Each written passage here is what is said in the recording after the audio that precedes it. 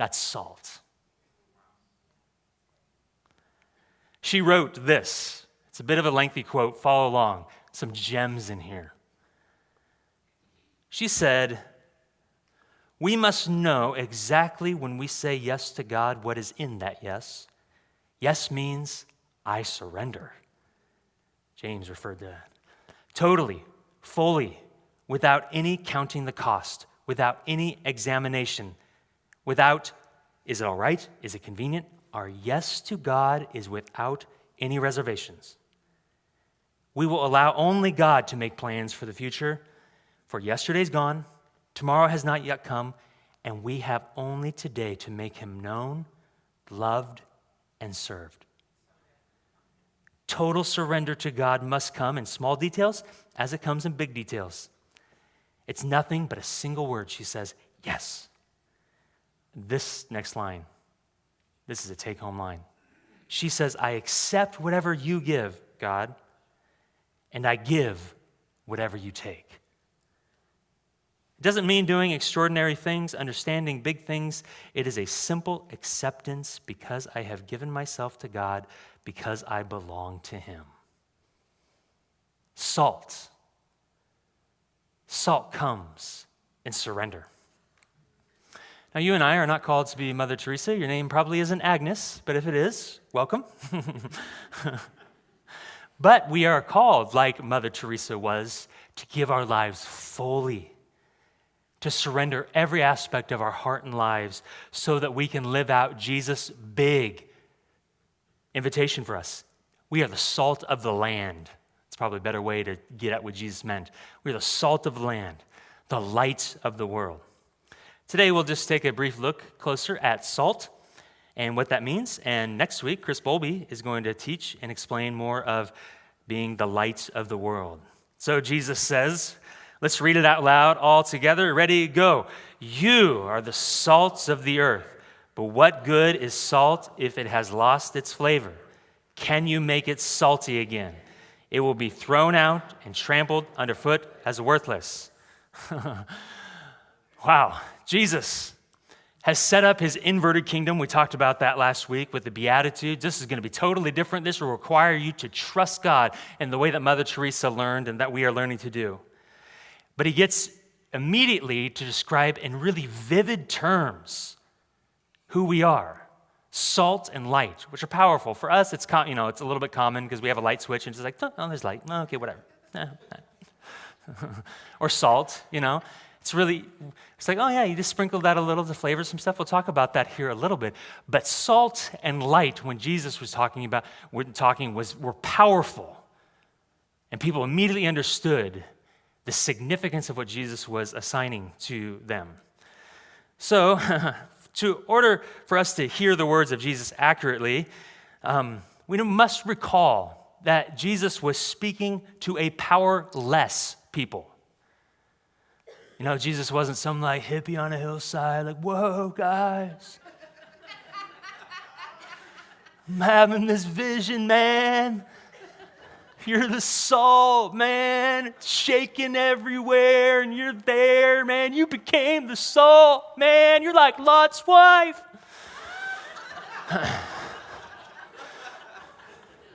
There's no peyote, and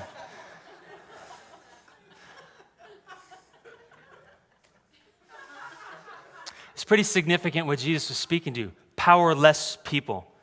These were not people that thought of themselves as world changers. They were not people who thought of themselves as being able to affect the world. In an empowered society like ours, it's a bit more intuitive for us to think that way. And so we hear things like Jesus, oh, he's saying nice, sweet things. That's like a meme. Did Jesus ever put that on a meme? He should have. No, it would have confronted them. And here's why. We need to remember that the Roman Empire ruled at the time. They were in charge. Their dominion cannot be overstated. For hundreds and hundreds of years, the empire had been growing, and it was at a very significant point right now. The people that Jesus is referring to lived near Jerusalem in the area of Israel, and they were used to being oppressed. They had been ruled over, exiled to Babylon, Assyria, Persia, then returned home, and they kind of rebuilt Jerusalem. But then in 63 BC, the Romans, under General Pompey, who was known as Pompey the Great, it's a little pretentious, isn't it? Sounds French. General Pompey, so great. But they were conquered, and they had been. And there was attempted revolutions, but Rome kept conquering and oppressing. They would enforce their dominion through crucifixion. Jesus was not the only person that was crucified, nor the thieves that were next to him. Crucifixion was a common occurrence. Everybody would have been very familiar. Sometimes hundreds at a time would have been crucified. Crucifixions were public. They were gruesome. They were a way of saying, Rome is in charge. Don't mess with Rome. This is Jesus saying, you are the salt of the world, salt of the land. You are the light of the world. Okay. Taxation was terrible. Why do you think people said, what should we do with taxes? Because it was horrible. They were in a horrible situation. The residents of the city of Rome were guaranteed a monthly allotment of grain, which meant that the rest of the Roman Empire had to provide for them. They needed 200 to 400,000 tons of grain every year just for the people in Rome. And that would be gathered from around the Roman Empire. The taxes were super high. It's been suggested up to 80 to 90% of wages earning harvest would have been taxed by Rome. Some historians say that around 97% of the Roman Empire lived in poverty. You are the salt of the earth. You are the light of the world. Okay. We need General Pompey. No. You need to follow me. Now, this may have been surprising for them to hear, but they were paying attention. It would have reminded them of what their heritage has always been. We need to rewind about 1,800 years to understand more clearly the assignment that was on the people of Israel, these ones that Jesus was talking to. When God calls Abraham in Genesis 12, he says, I will bless those who bless you and curse those who treat you with contempt. Let's read this last line together. Ready? Go. All the families on earth will be blessed through you. Everyone's going to be blessed through you. It may have never felt more bleak, more unlikely that the people of Israel were to be a blessing. For how in the world can one be a blessing while under such oppression and tyranny? But here Jesus is weaving more of his vision, that his followers would not need the blessings of the kingdom of this world, the permission of the kingdoms of this world, the power of the kingdoms of this world. Rather, simply, they need to be his follower and to follow him, who in just a few short years would go to that Roman cross and kind of put it in Rome's face. The worst that you can do is actually the best for everyone. And he willingly suffered and died. And that's how the world changed, through resurrection. Simply need to be his follower. This is key for us to understand. To be the salt of the earth, the light of the world, Jesus is addressing those who are following him. Jesus is not writing a general thought to just anyone, like you people who are humans, you are the salt of the land because you live and exist. No, he's speaking to his followers. Just to rewind a few verses, at the beginning of Matthew 5, at the beginning of the Sermon on the Mount, Matthew tells us his disciples came to him. Jesus opened his mouth and began to teach them. The word that we've used for disciples here is apprentice. He's teaching the apprentices and he's saying to them, you, as my apprentice and my disciple who is learning my way, which is so different, you are the salt of the earth. You are the light of the world. Not just a general anyone because you're a human. Scott McKnight says about this, he says, they are not salt and light automatically, but only to the degree that they are followers of Jesus, He who has ears, let him hear. Let him listen. If we follow Jesus, we will be salt. But let's not be confused. Let's not be confused. We will not need the empires of the world to agree with us or to give us permission in order to be salt and light. Mother Teresa had no power or position, and yet she affected so much because she was following in the way of Jesus. We will have impact by remaining in him. We're talking a lot about that here. It's on the front of your handout every week to remind you, if you abide in me, I will abide in you. It's the presence of Jesus and eating of him and feeding from him that empowers us to accomplish this great mission that we have. Two things that salt does. Some of what Jesus is getting at.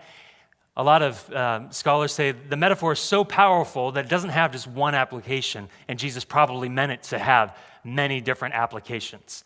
But two things that salt does. First of all, salt preserves.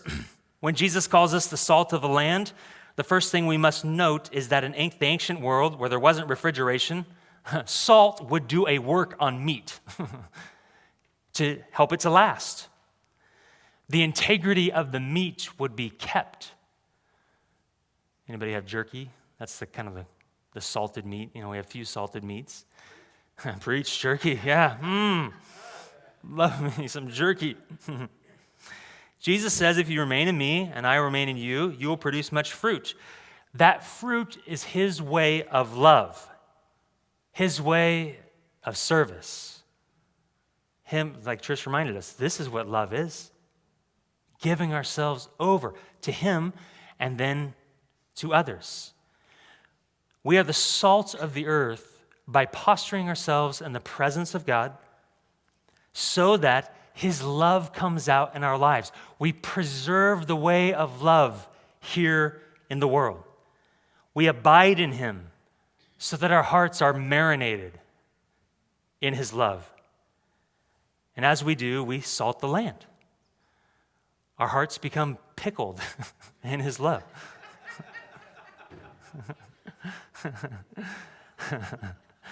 The metaphor breaks down a little bit. So, yeah. Don't pickle your liver, but do allow your heart to be pickled in the love of Jesus. But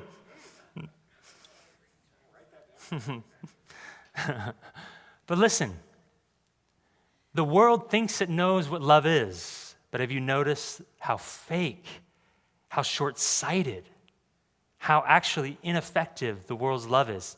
Trish referenced it. It's like you can earn somebody's love. You can prove yourself to somebody else. Jesus just simply calls us to be infused with his love so it pours out of us. Second thing that salt does, salt flavors. Salt enlivens food. It comes alive through the right bit of salt. Listen, as I was thinking about this is what comes to my mind. Christians, we celebrate this good world. Followers of Jesus marvel at his creation. Apprentices of Jesus end up laughing with joy. Because as James said earlier, we have the end in mind. Jesus is king and he's renewing all things. Apprentices of Jesus begin to see the creative hand of the Lord in every situation and circumstance. We take on that Adventist posture that we've been talking about. That posture in which trusts him to break through and anticipates that at a moment where it surprises us, God is breaking through. And we celebrate. We live on the balls of our feet in anticipation. This is what salt does. It brings to life what is really going on. Apprentices of Jesus expect creativity and novelty and celebrates the diversity of creation. That's what salt does. It brings it out. It highlights it. Jesus was accused of having too much fun with his followers. Did you know that? He's like, why are you guys always hanging out and eating and drinking? The enemy would like to convince Christians that their life of service is drab, it's stoic, and it's boring. Do this when you go home. Do an Google image search of Mother Teresa, and you'll find so many pictures of her joyfully serving. Do you think that our missions team to Guatemala this last fall was drab and boring because, man, we got to make our way down there and serve those who don't have as much, and we got to be in the mud, and we got to move cement and concrete? You think that was what it was like at all? No, all of us did not want to come home because we were joyfully serving. And you know what we were doing as we joyfully served? We were singing and then singing and then singing some more. We were enjoying it. Salt enlivens the world. We are the salt of the earth. We're called to affirm what is really good. Danya and I chose to give sacrificially last year to the mission in Sheo, to the project, and we gave a big chunk. We're like, okay, we're going to trust the Lord with this. Do you think we were like, oh man, no? No, we watched that health center be built in Sheo, Guatemala, and we're joyful, and we're anticipating God's goodness. We're enlivening the world. We want to be the salt of the earth. This is what we are called to be. Well, Mother Teresa was not the salt of the land on her own power. She writes extensively about this. But she achieved this through a life of prayer and dedication to the presence of Jesus. Jesus said, "Abide in me. Eat of me." Our effectiveness of being the salt of the land will come when we are people of prayer. You know, the Mount Angel Monastery that's over here, and I've told you a few times, I've gone there for prayer retreats, and every once in a while I just want to get away from it all, sign up to be a monk forever. Where did Isaac go? We don't know. We can't tell you. But what I'm learning is I can abide in the presence of the Lord daily wherever I am. I don't have to vacate the reality of my world in order to be a person of prayer. And we are learning this together, to abide together. At your community groups this week, or in your triad, if you're not in a community group or a triad, we can help you get into a triad. You will take more time to pray together, to abide. Our daily devotions this week will lead you to a deeper prayer so that you can deepen your abiding with the Lord and be strengthened in our saltiness. Some questions and thoughts as we come to a conclusion of our service. Here's a question. What do you feel when you hear about the work of Mother Teresa? Allow that big metaphor of who she was to influence us. We don't live in a tradition that looks to saints. There's some good things for not praying to saints and that sort of thing, but one of the things we've lost in our tradition is looking up to those who have finished well, not just started well. We tend to look at celebrities now, and then we're really disappointed when those celebrity Christians fall. That's the gift of the saints. They have to end well in order to be a saint. And we can look to Mother Teresa and say, okay, what would she say? How did she walk this out? This week, read what Mother Teresa said. She said this: we must ask for the grace to love one another. As Jesus said, love one another as I have loved you. She's quoting John 15:12. To be capable of doing that, our sisters, that's her order together, live a life of prayer and sacrifice. That is why we start our day with communion and meditation.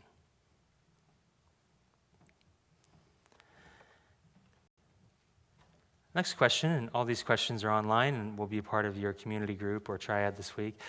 Have you tried to love on your own strength? What are the results? We can do it for a bit.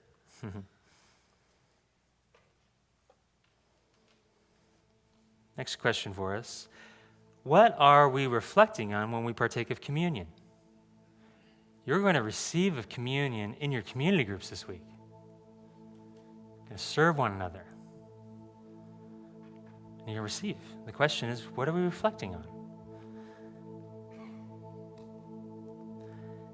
Next question, how does communion relate to being the salt of the earth? And then finally, with your group or triad, go through the communion prayer experience. You're going to pray and go through communion together. Well, it's really amazing for me as I was reflecting. Right here in our midst, we have a group of people that each week, through the New Hope Food Pantry, are serving the community, sacrificially giving. If you're not aware, the last 2 Sundays of each month, we serve those in conjunction with Marion Polk County Food Share, those who are less fortunate among us who could use food. And we served thousands of individuals last year. Bill Delano and your team, you're the salt of the earth among us. Just a note, if you'd like to serve in the food pantry and connect with that, let us know. You can do a connection card, and we'd love to connect you with that. Jesus used big words to describe his mission for us, but also he left us his big presence, his Spirit to guide us through that. We will achieve everything that he is suggesting here as we remain in him. God was so faithful to send Jesus to us so that we might know and see and experience what love is, so that we would have tons of it to give away. Don't try to do that on your own strength. Do that in the power of his Spirit. Imagine the impact that we could have as we marinate on the presence of Jesus to give his love away. Well, Lord, I thank you. I thank you for your grace, for your love, for your hope, for your mercy that we receive of, that we partake of, so we can be empowered for service to the world. May we each be held responsible by you, by each other, to be salt, to be light in everywhere that we go. I pray that you would give courage to those who need it today. And Lord, as we conclude our time in a few moments, I pray that you would, Lord, just breathe your Spirit fresh on us. Let's do this. Let's stand together, and James is going to lead us in a song, God With Us, this is the locus of power for us to live out this way of love, is his presence. Prayer teams, would you come forward as well? And as we sing and as we reflect on this, please have your needs met in prayer. Allow the Holy Spirit to continue to build what he's doing within you. And then I'll dismiss us here in just a moment.